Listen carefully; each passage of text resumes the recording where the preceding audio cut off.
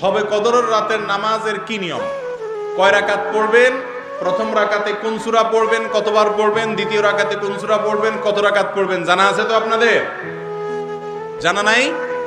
একজনও জানেন না? ইন্না লিল্লাহি ওয়া ইন্না ইলাইহি রাজিউন। হাজার হাজার মানুষের বিশাল সমাবেশ, আপনারা একজনও শবে কদরের নামাজের নিয়ম জানেন না? এটা তো খুব খারাপ কথা ভাই, নিয়ম তো জানতে হবে।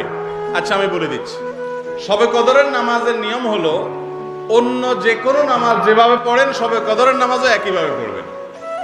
এই হলো শবে কদরের নামাজের নিয়ম।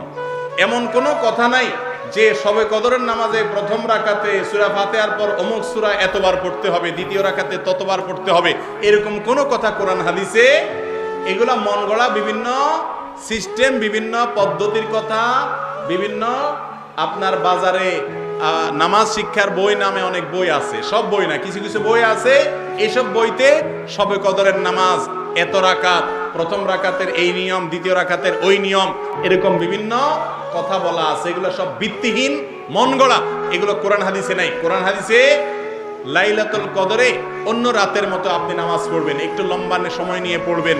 যে কোনো রাতের নামাজ, তাহাজ্জুদের নামাজ লম্বা সময় নিয়ে পড়তে হয়, দীর্ঘ রাকাত, দীর্ঘ রুকু, দীর্ঘ সিজদা, আস্তে আস্তে তেলাওয়াত, আস্তে আস্তে তাসবিহ এবং সময় নিয়ে পড়বেন।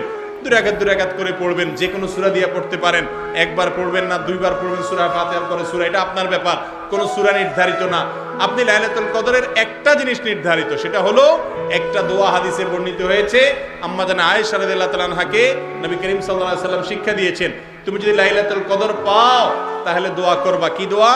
আল্লাহুম্মা ইন্নাকা আফুউন তুহিব্বুল আফওয়া ফাআফু আন্নী।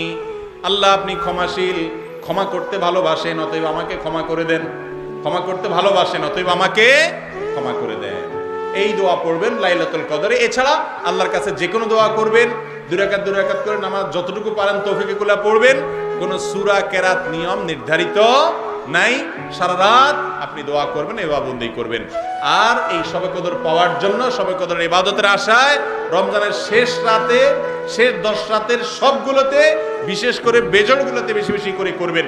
শুধু 27 তারিখকেই করবেন, অন্যগুলোতে ঘুমাবেন। এটা সুন্নাহ সম্মত লাইলাতুল কদরের তালাশ নয়।